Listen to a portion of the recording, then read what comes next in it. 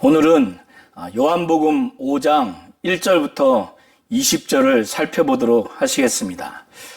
예수께서 갈릴리 가나에서 왕의 신하의 아들이 거의 죽어가고 있는 상태에서 왕의 신하에게 말씀으로 명령을 했습니다. 그것은 그 왕의 신하에게 가라, 내 아들이 살아있다, 이렇게 말씀을 하셨고, 왕의 신하는 그 예수의 말씀을 믿고 가버나움에 자기 아들이 있는 곳으로 돌아갑니다.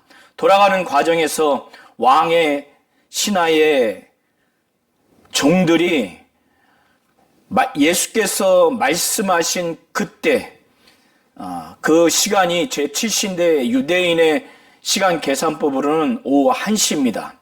그들이 아이가 살아난 것을 보고 그들도 왕의 신하를 보고자, 그들의 주인을 보고자 당장에 달리고 뛰며 그의 주인을 만나러 갔습니다. 그래서 왕의 신하와 종들이 만났고, 그때 왕의 신하는 아이가 살아있다라는 종들의 희소식을 듣고 그 낳은 때를 물으니 예수께서 말씀으로 명령하신 그때인 줄 알고 자기와 집안의 모든 사람들, 아내도 그 아들도 종들도 다 믿었습니다.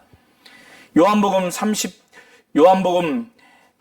20장 30절 31절에는 사도 요한은 예수께서 행하신 표적이 제자들 앞에서 행한 것이 많은데, 이 요한복음에만 기록한 이 표적의 그 의미에 대해서 그가 말하기를, 이 표적을 보고 예수께서 하나님의 아들 그리스도임을 믿게 하기 위함이라고 말하고, 또 그 믿고 그 이름을 힘입어 생명을 얻게 함이라, 이렇게 기록하고 있습니다.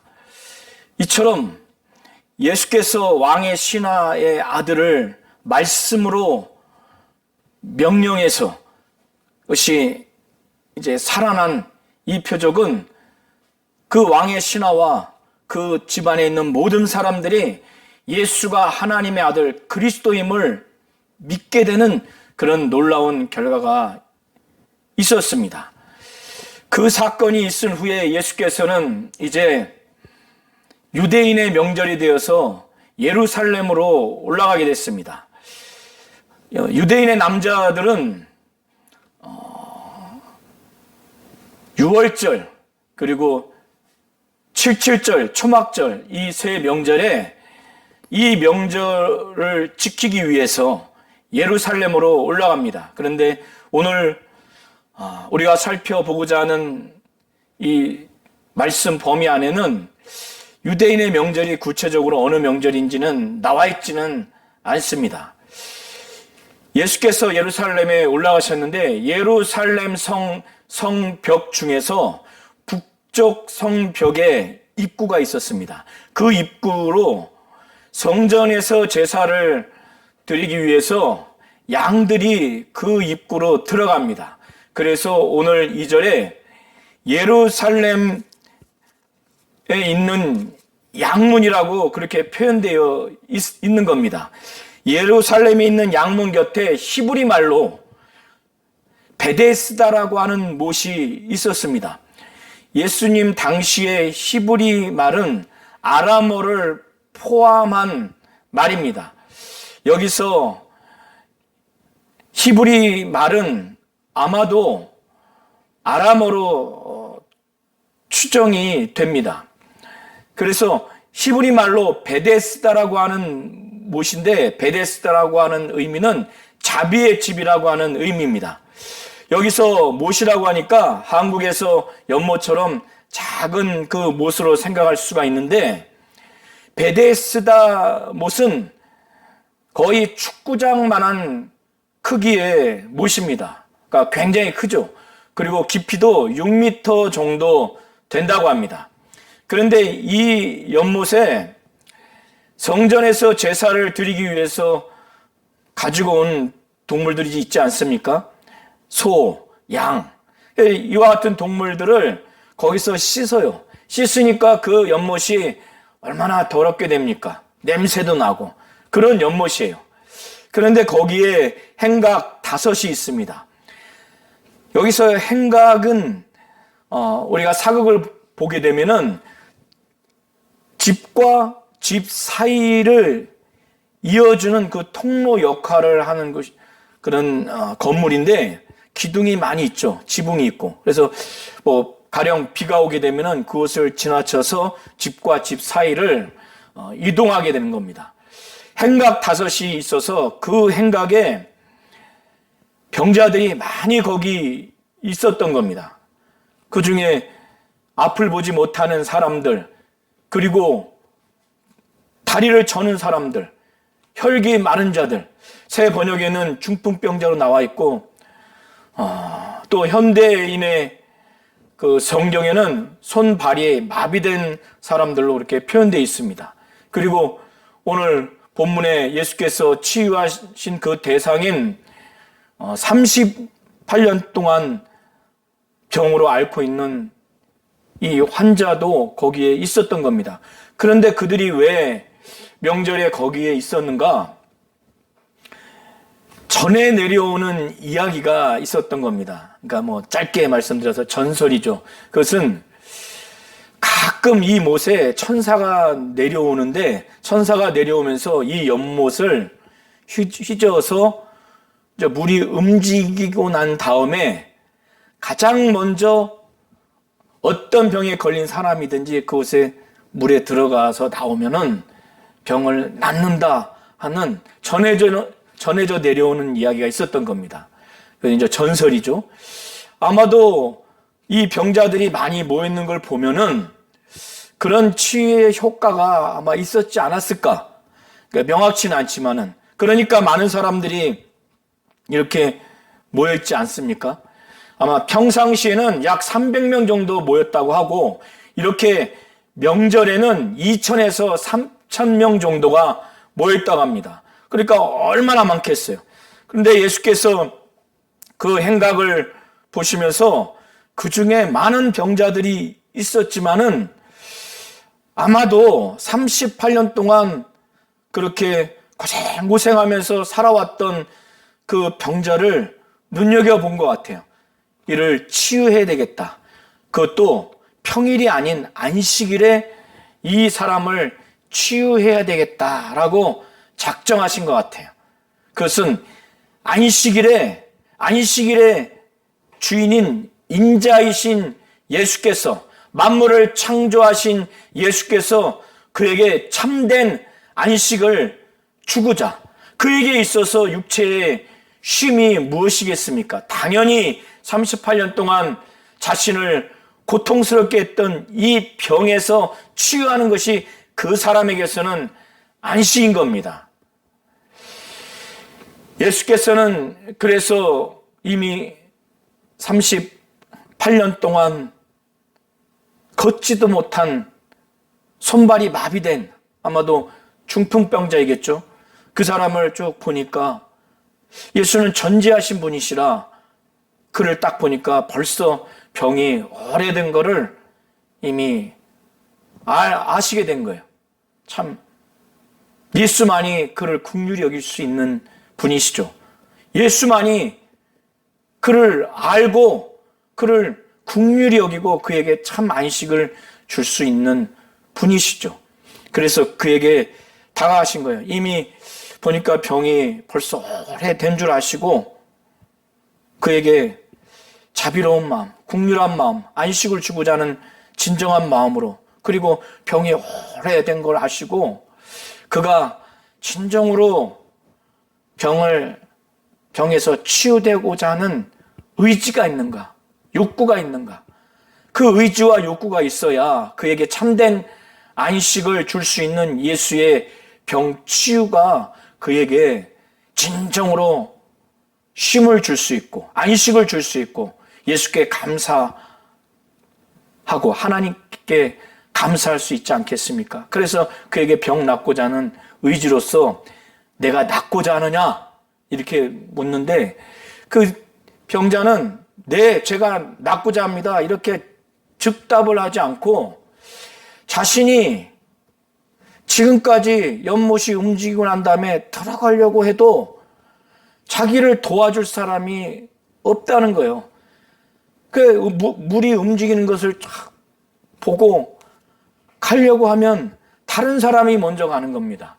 그러니 이가 병을 낫고자 하는 의지는 있어서 예수께 간접적으로 지금 표현한 것 같아요.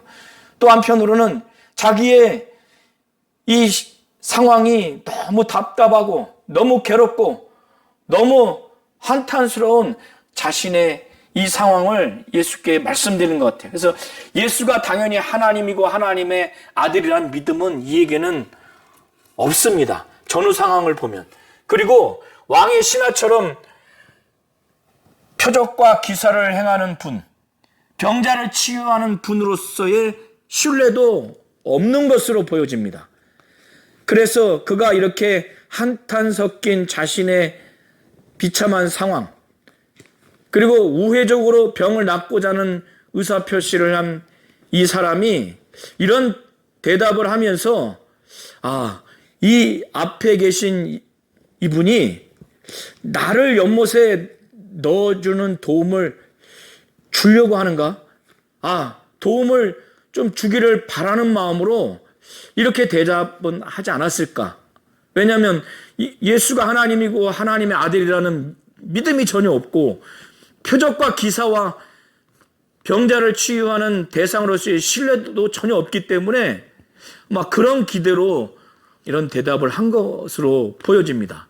예수께서는 그가 병 낫고자 하는 의지와 의욕이 있다고 하는 걸 간접적으로 들으시고 그에게 직접 아주 직설적으로 명령을 하십니다. 명령하시기를 일어나서 내 자리를 들고 가라고 이렇게 직접적인 명령을 하시는데 여기서의 그 자리는 집으로 만든 그 자리로서 어깨에 메고 들고 다닐 수 있는 자리입니다. 그래서 이 예수의 명령에 바로 그 병자에게 즉시 병이 치유가 됩니다.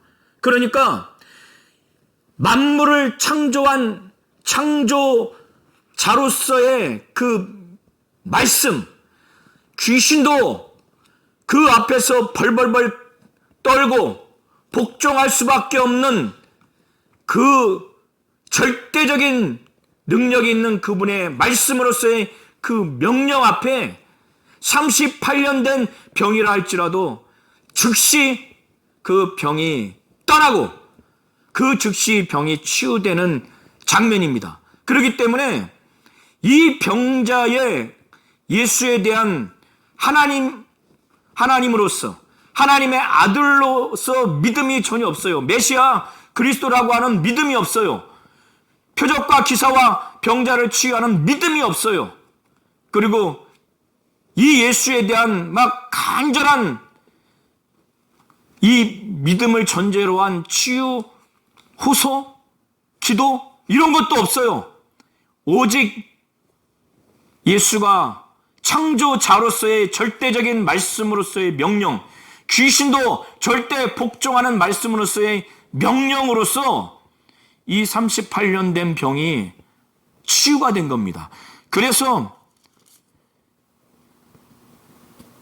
9절에 보면 그 사람이 곧 나아서 이렇게 표현을 하고 있어요. 그 전제로서 이 병자가 가지고 예수에 대한 믿음이 있다거나 이 병자가 예수에 대해서 간절하게 호소하거나 기도하거나 애원하거나 이런 것이 전제되어 있지 않은 상태에서 예수의 명령 후에 곧 일어나 내 자리를 들고 걸어 가라.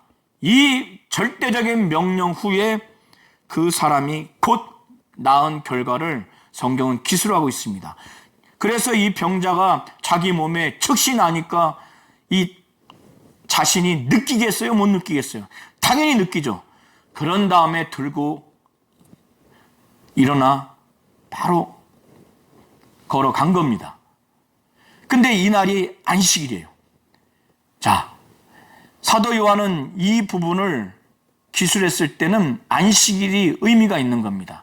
안식일은 예수께서 그날이 안식일인 걸 알고 그 병자에게 치유 기적을, 표적을 일으킨 겁니다.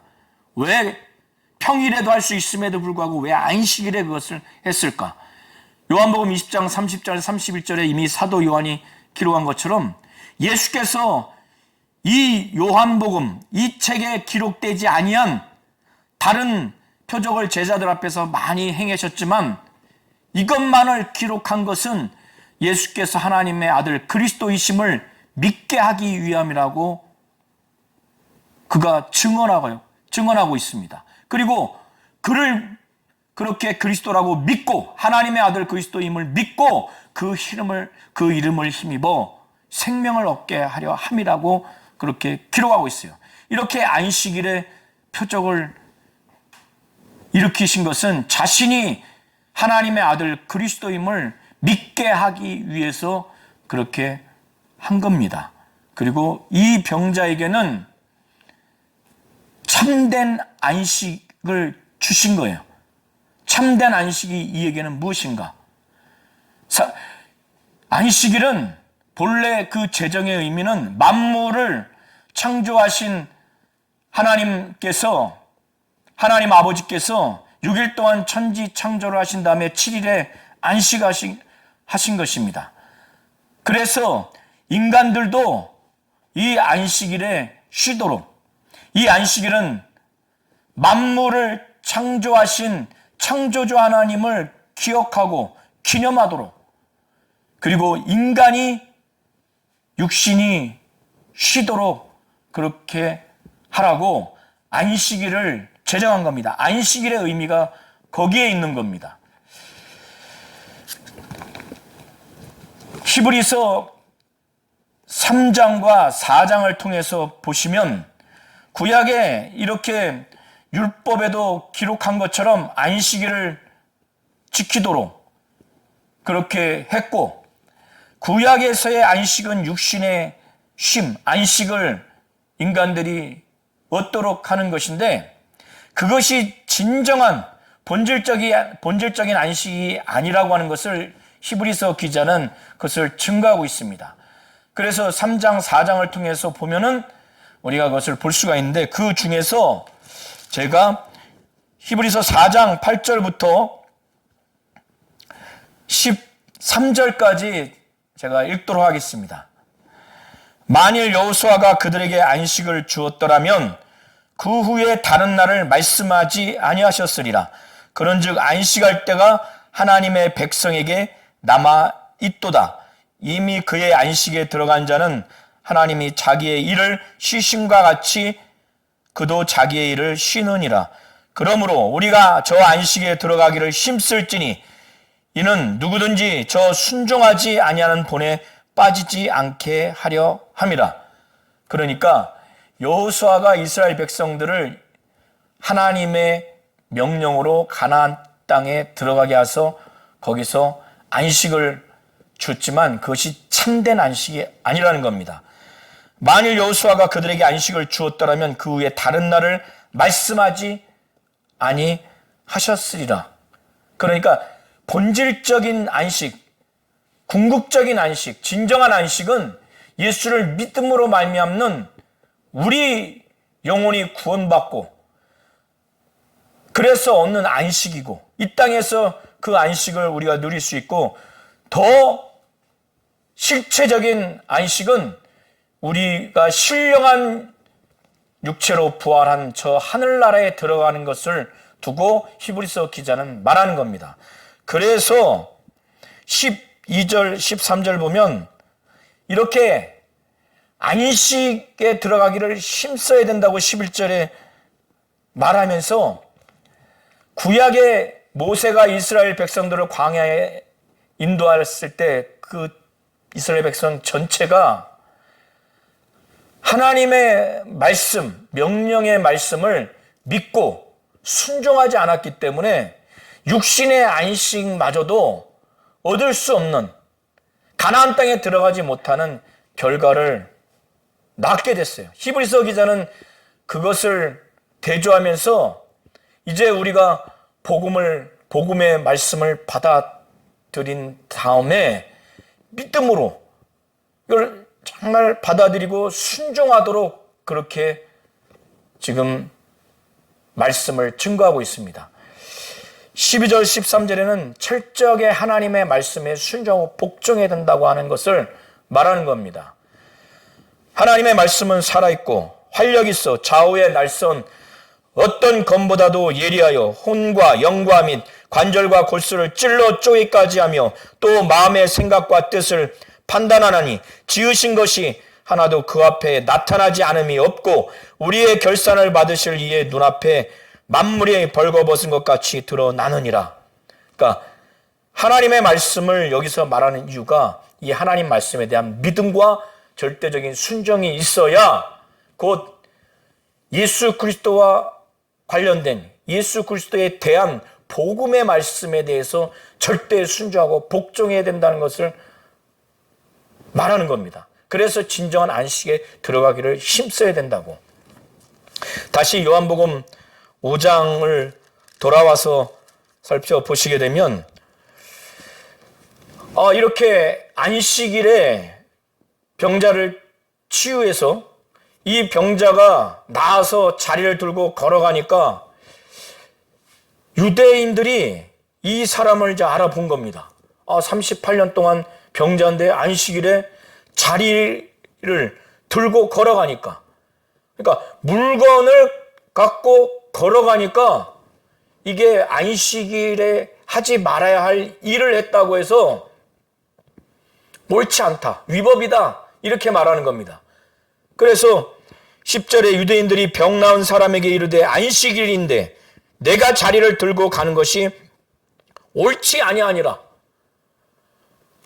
그러니까 이 병자는 이 지금 유대인들이 안식일법을 위반했다고 자기를 추궁하고 막 판단하고 정죄하고, 그래서 법을 어겼으니까 법을 어긴 사람에 대해서 위화감을 주지 않겠습니까? 그러니까 이 유대인들의 눈빛, 표정, 지금 자아내는 분위기 속에서 자기가 사실적으로 말하는 부분이겠지만은 약간 두려움도 있었을 겁니다. 그래서 자기가 지금 이 자리를 들고 걸어가는 것은 나를 낫게 한 그가 나로 하여금 자리를 들고 걸어가라, 이렇게 했다. 그래서 11절에 그렇게 표현합니다. 그러니까 이 유대인들이 그 병자에게 묻습니다. 내게 자리를 들고 가라고 한 그가 누구냐? 그런데 이 고침을 받은 사람이 그 5 행각의 명절에는 한 2-3천 명 정도의 병자가 운집한다고 그랬잖아요. 그런데 사람이 많은 상황에서 예수가 자리를 떠나버렸어요. 그러니까 누구인지를 전혀 알지를 못하는 거예요. 자, 여기에서 보시면은 이 병자가 예수로부터 치유함을 받았으면 당신이 누굽니까? 내지는 당신이 메시아 그리스도 아니십니까? 그렇게 해서 메시아 그리스도라는 확신을 가져서 예수에 대해서 당신은 메시아 그리스도군요, 고백을 한다거나, 그것도 모르면 예수께 감사하다고 하거나 하나님께 영광 돌린다거나, 이런 예수에 대한 믿음이 있다고 하는 정황, 또 예수께 직접적으로나 간접적으로 그렇게 감사하고 믿음이 있다고 하는 표현이 있어야 되는데 전혀 없어요. 누군지를 몰라요. 누구인지 알려고 하는 의지도 없어요. 38년 동안 그렇게 자기를 괴롭혔던, 힘들게 했던 병을 예수가 치유했으면은 물어나 봐야 될 거 아니에요. 그리고 인간적으로라도 고맙다고 해야 될 거 아닙니까? 무엇보다 신앙이 있다면 하나님께 영광 돌려야 되죠. 그런데 전혀 모르는 거예요. 그런데 그 다음에 보면은 예수께서 성전에서 그 병자에게 다시 찾아옵니다. 다시 찾아와서 그를 위해서, 그가 어떻게 비록 유대인이지만은 유대교에서 어떻게 삶을 살아야 되는지 신앙적으로 그걸 지도하기 위해서 다시 의도적으로 만나신 것 같아요. 내가 나았으니 다시는 죄를 범치 말라고. 지금 38년 동안 너를 힘들게 했던 이 병보다 더 심한 것이 걸리지 않도록, 더 심한 것이 생기지 않도록 다시는 죄를 범하지 말라고. 그러니까 이 병과 죄는 각각 죄가 원인이 돼서 결과로서 병이 발생된다, 이렇게 일반화시킬 수는 없지만은 이 사람과 관련해서는 이 병의 결과, 병의 원인이 죄였던 것 같아요. 그래서 예수께서도 더 심한 것이 생기지 않도록 다시는 죄를 범치 말라고. 그러니까 이가 죄를 범하지 않았으면 다시 죄를 범치 말라, 이런 표현도 하지 않겠죠. 그리고 이 38년 동안 수족을 마비들게 하는 이런 중풍병으로 고생한 이 병보다 더 심한 병, 더 심한 것이 생기지 않도록 다시는 죄를 범치 말라고 예수께서 이렇게 말씀하시는 겁니다. 그리고 난 다음에 이 병자는, 병을 치유한 자는 지금이라도 물어야 될 거 아니에요. 당신이 누굽니까? 메시아 그리스도입니까? 그리고 물어야 돼요. 그리고 감사도 해야 되고 하나님께 영광을 돌려야 되는데 또 묻지 않아요. 그리고 난 다음에 자기를 38년 동안 병자를 치유하게 했으면 그거 하나만으로도 자기가 피해를 볼 망정 보호해야 되는 거 아닙니까? 그런데 이 유대인들에게 가서 그걸 자기를 고친 이가 바로 예수라고 그걸 보고합니다. 그러니까 사실적인 보고인지 이게 고발인지 명확치 않지만 어쨌든 이걸 전해요.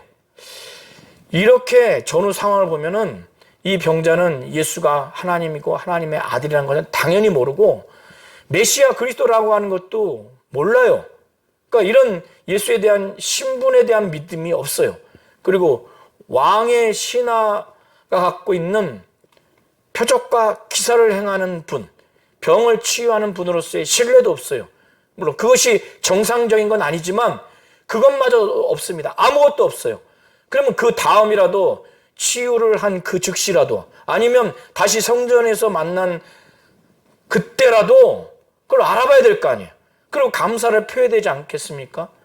그리고 그를 보호하기 위해서 자기가 피해를 당한다 할지라도 유대인들한테 그거를 말하지 말아야 되지 않습니까? 그러니까 이런 걸 보면 이 병자는 예수에 대한 믿음이 전혀 없고 감사하는 마음도 없는 것으로 보여집니다. 그래서 신앙의 자세, 예수에 대해서 신앙의 자세, 신앙인으로서의 자세가 없는 것으로 보여집니다.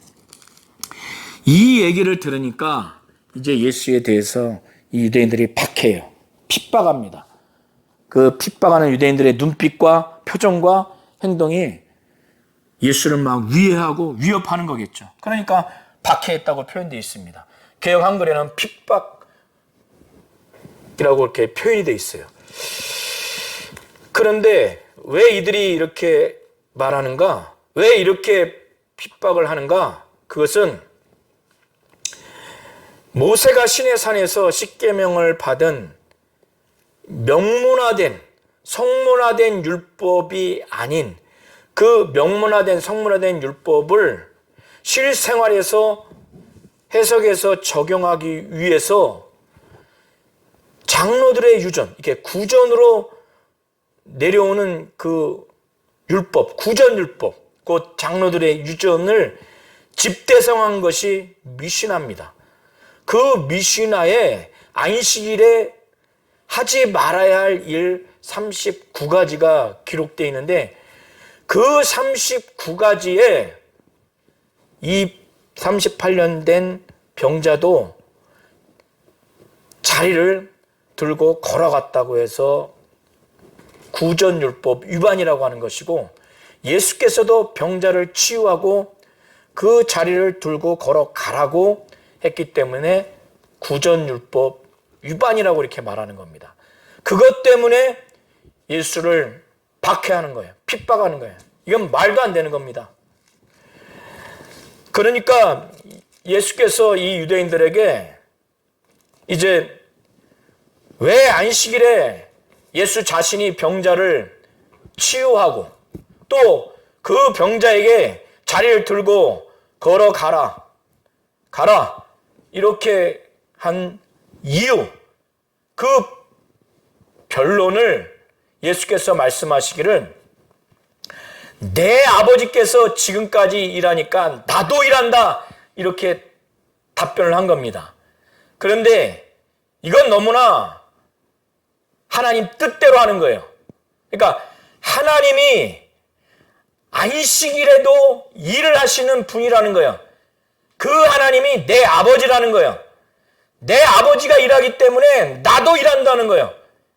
예수의 심령과 자세는 아버지가 자신에게 아버지의 일을 보여주시는 대로 나는 그대로 그 일을 하겠다고 하는 자세와 태도예요.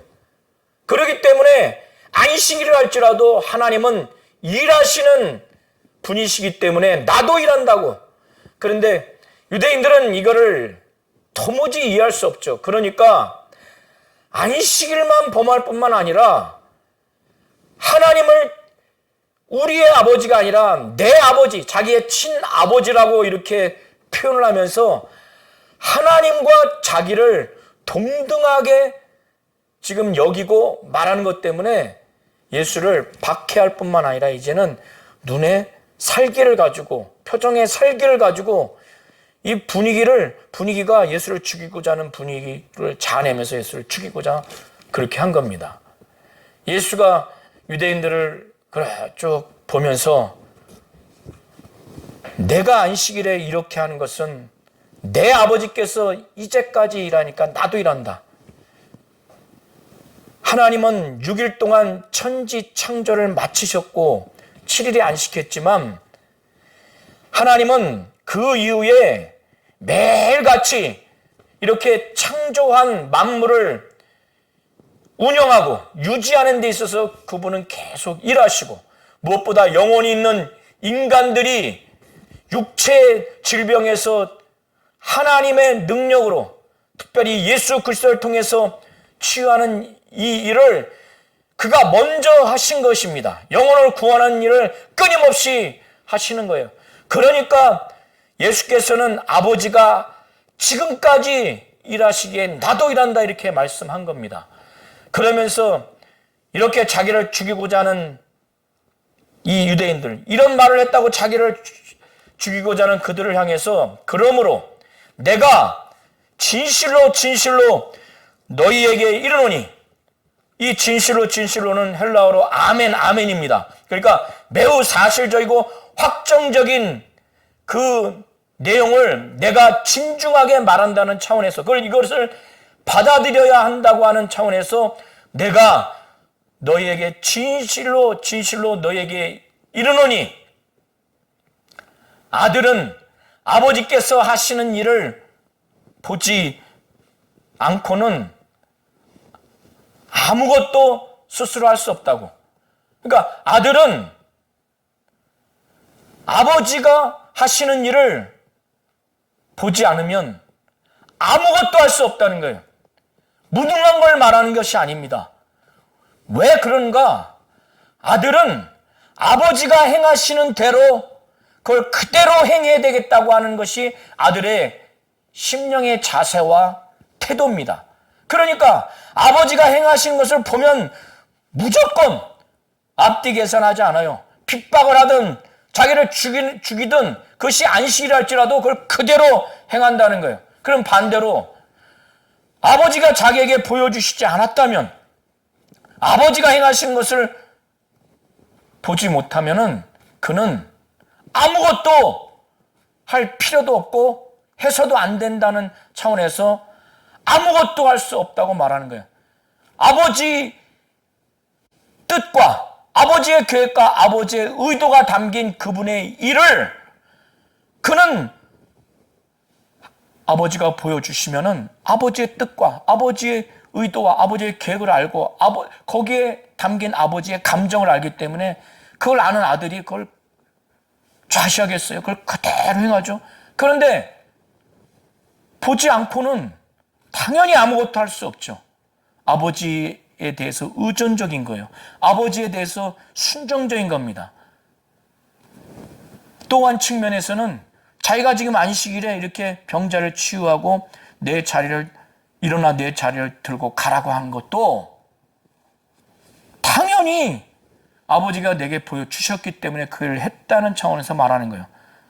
내가 그거를 만약에 보지 않는다면, 안 왔다면 나는 아무것도 할 수 없다는 거예요. 그러니까 봤다는 거예요. 그렇기 때문에 나도 그 일을 한다고 이렇게 말하는 겁니다. 그러면 왜 예수께서 아버지가 행하시는 대로 나는 그렇게 해야 되겠다, 그대로 행해야 되겠다 이렇게 말씀하시는가? 그것이 20절에 기록되어 있어요. 자, 19절 후반부에 보면은 아무것도 스스로 할 수 없나니 다음에 아버지께서 행하시는 그 사이에 헬라어로 가르라고 하는 단어가 한국 번역본에는 빠져 있습니다. 그리고 19절과 20절은 또 20절 앞에 헬라어 가르가 또 빠져 있습니다. 그래서 20절은 19절에 이유에 해당되는 내용이 기술되어 있는 거예요. 그러니까 아들이 아버지께서 행하시는 그대로 행하는 그 이유가 무엇인가? 아버지가 보여주시는 대로 그가 그대로 하는 거. 아버지가 아들을 정말 사랑해요. 너무너무 사랑해요. 그러니까 아들을 사랑하니까 자신이 행한 것을 가감 없이 다 보여주신 거예요. 너무 사랑하니까. 그렇기 때문에 아버지가 자기를 사랑하는 걸 아들이 모르겠어요? 아들을 사랑하는 걸 느끼고 사랑하기 때문에 다 보여주시는구나. 그 보여주시는 아버지가 자기 자신에 대해서, 아들에 대해서 정말 사랑한 것을 이 아들은 느껴요. 그리고 그걸 보여주셨을 때 아버지가 행하시는 일에는 아버지의 뜻이 담겨 있고 아버지의 계획과 아버지의 의지와 아버지가 그 일에 대한 감정이 다 담겨 있다는 걸 아들도 느껴요. 그러니까 나를 사랑해서 이걸 다 보여주시는구나.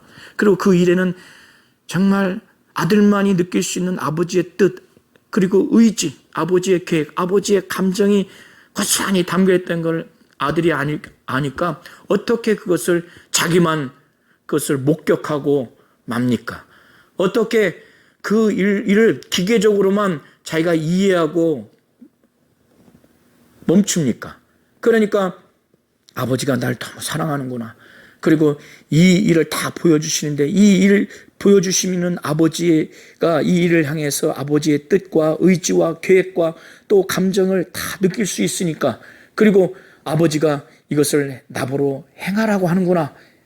자기를 향한 그 의도도 알기 때문에 예수께서는 그러기 때문에 나는 아버지가 행하시는 그대로 그걸 행한다라고 19절 후반부와 20절 전반부에 그렇게 표현하고 있습니다. 그리고 예수는 지금 이 안식일에 38년 병자를 치유한 이 일보다 더 큰 일을 아버지께서 나를 사랑하시니까 그걸 보여주시고, 그리고 이 보여주신 것을 아들이 사람들에게, 유대인들에게 그걸 행했을 때 그들이 놀랄 수밖에 없는 그런 결과가 날 것이라고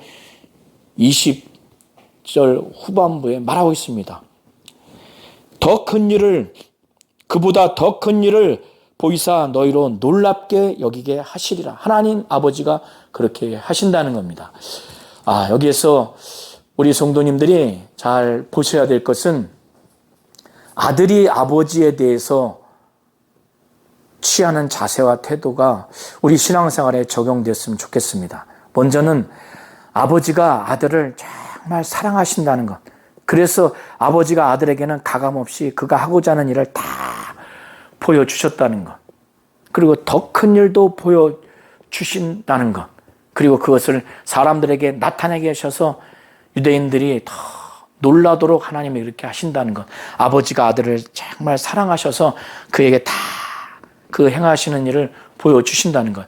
여기에서 아버지와 아들의 관계에서 아버지가 아들을 향한 그 마음, 그 모든 계시를 다 보여준 것을 절대적으로 우리가 아시고 신뢰하셔야 됩니다. 그래서 우리가 예수를 믿어야 되는 이유가 거기에 있는 거예요. 그리고 아들이 아버지를 향한 그 관계, 대하는 자세를 한번 보십시오. 오직 아버지가 행하시는 것을 그대로 내가 행해야 되겠다. 육신을 갖고 온 존재 중에서 그 어떠한 영적 지도자가, 이런 자가 누가 있습니까? 아들의 이 자세와 태도, 아버지가 행하시는 것을 그대로 나도 행해야 되겠다. 그래서 아버지가 자기에게 보여주시지 아니한 것은, 또 자기가 보지 않은 것은 아무것도 행할 수 없다고 이렇게 말해요. 그리고 이 아들이 그걸 보여준 대로 참으로 아버지가 자기를 사랑하는 마음을 알고 자기가 자기를 향해서 이 보여주신 아버지의 하시는 일을 어떻게 하라고 하는 것도 다 알고 계시는 거예요. 아버지가 그 행하시는 일에 아버지의 뜻, 아버지의 의도, 아버지의 계획, 아버지의 의지, 아버지의 감정을 예수는 잘 알고 그걸 그대로 행하는 거예요. 아버지에 대해서 절대 의존적이고 아버지에 대해서 절대 순종적인 거예요.